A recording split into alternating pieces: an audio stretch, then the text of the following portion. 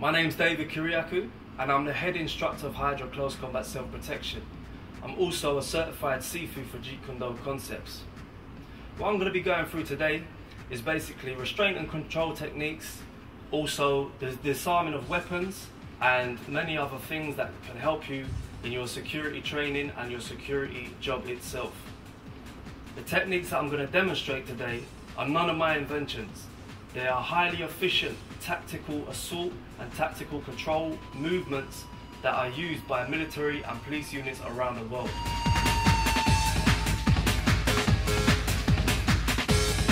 Right, so within physical intervention, there's three major stages for you to understand. There's clear, there's commit, and then there's control.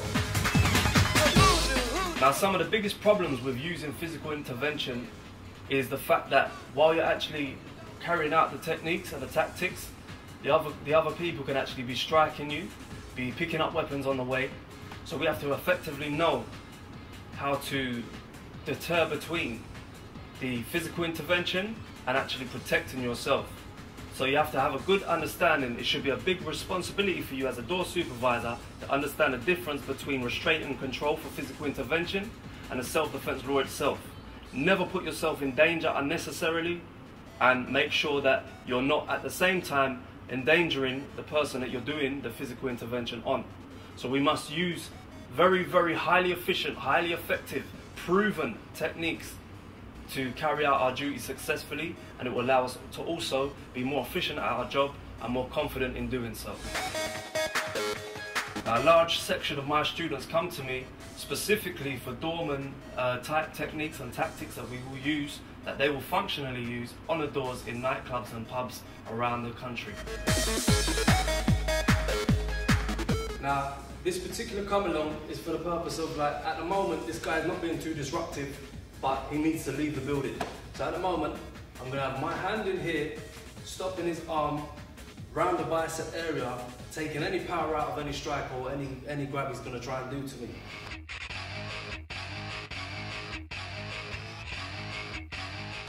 The other arm there, I'm going to have this arm ready just in case, and of course I can always hit him before this arm can actually get there anyway.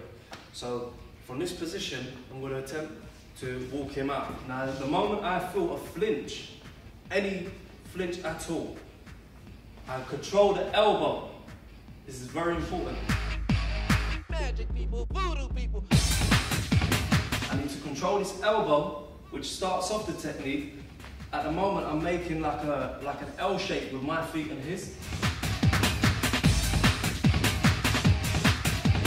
I control this elbow. I slide my forearm through. My hand is now in this position. My elbow is going to be somewhere around the middle of his back. And then I do the twist step, and my feet are now in line. So we are now making like a straight line with our feet.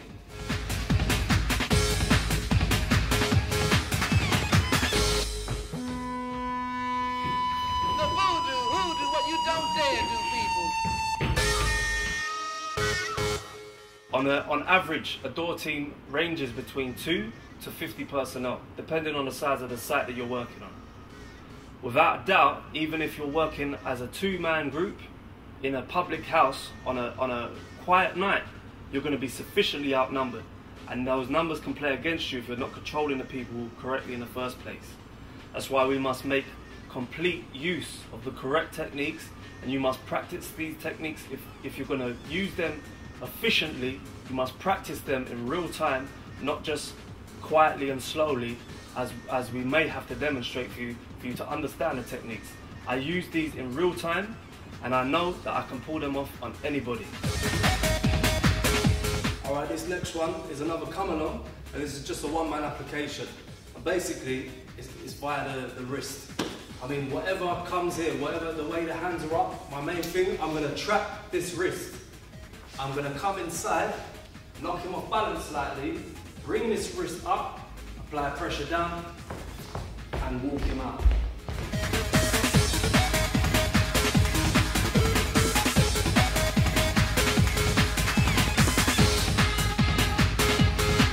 Some other factors involved is the fact that you could be seen, usually doormen are a lot bigger than many trespassers that do come up to the door, and many people that have been aggressive inside that you have to evict, and usually it can come across as manhandling or being a bit too strong. However, what people don't see is the fact that the reason why the doormen are doing their job and actually evicting the people in the first place, they could be on drugs, they could have had too much to drink, they could just be in an aggressive mood. Regardless of that, we must use the most efficient techniques to get them out responsibly, safely and efficiently. Okay, so as a door supervisor, I'm going to be working in the kind of environment that's going to have many witnesses that probably dislike me for being a doorman in the first place. I'm going to have CCTV, which can work against me. So bearing that in mind, I have to use camera-friendly and witness-friendly techniques when it comes to striking.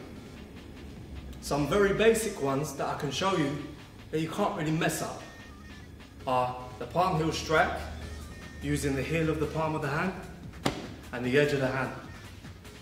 Using this soft part here. Some martial arts, they call it shuto, some call it a knife hand. It's the edge of the hand. Basically, anywhere from the little finger knuckle all the way down to the tip of the elbow. It's all fair game. So very basically, first of all, I'm going to show the edge of the hand. When I do edge of the hand, I use my elbow up as a guard so I can get them in. So basically it will go something like this. Generally, my targets would be the carotid artery here. Bang. Used it many times. It's done the effect. It's called the knockout. That's all I want. Other targets can be anywhere along the side of the jaw, behind the ear, the mastoid process, the back of the neck also, depending on the damage I want to inflict. The edge of the hand is also very good for very short edge of hands to the carotid arteries to keep a man groggy as you're doing your physical intervention tactics. Now the palm heel strike. Again, we're using just the palm heel, the heel of the palm of the hand.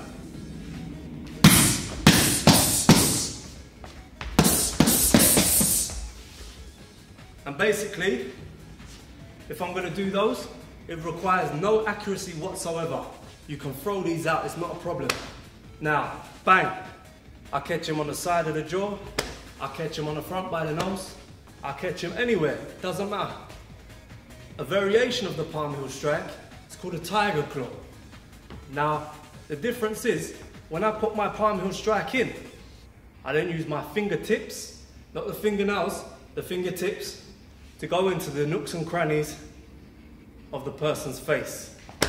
When I put my palm heel strikes in, they're for the purpose of thrusting.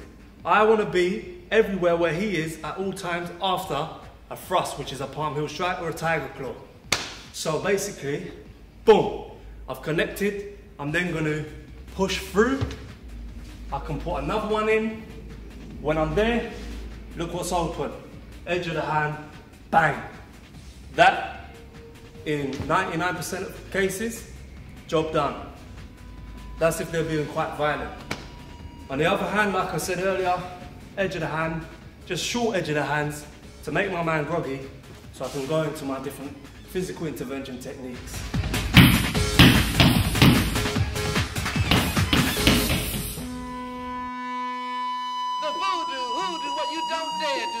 Right, this next one, this is from sentry removal. So basically, if Tyrone's being very aggressive, if he's used a weapon on somebody, or if he's just such a good fighter, he's just taken out 2-3 people, then if I've got the opportunity to take him from behind, I'll take him from behind.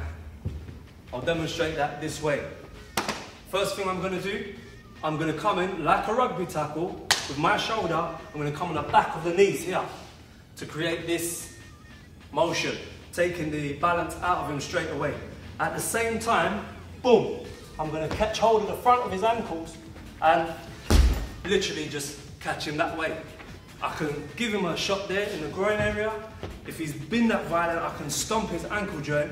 I can come over, grab the wrists, bring them round this way, use my knees as a fulcrum, against the elbow and put the wrist down. This will put him in a significant amount of pain. I tell you now, he won't be able to get up. Come on, man, come on, yeah, come on. What you don't dare.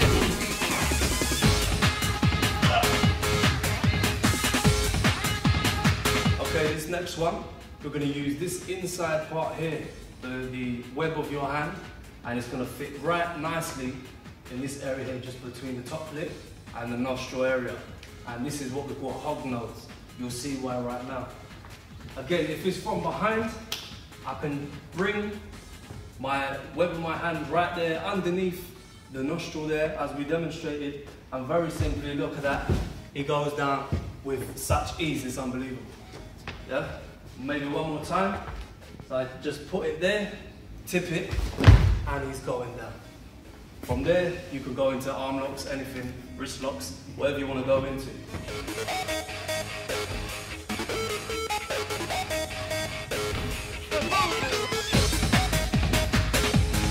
Okay, finally from the rear, what we're going to do is actually another come along, and basically my entry to this has to be the twist step.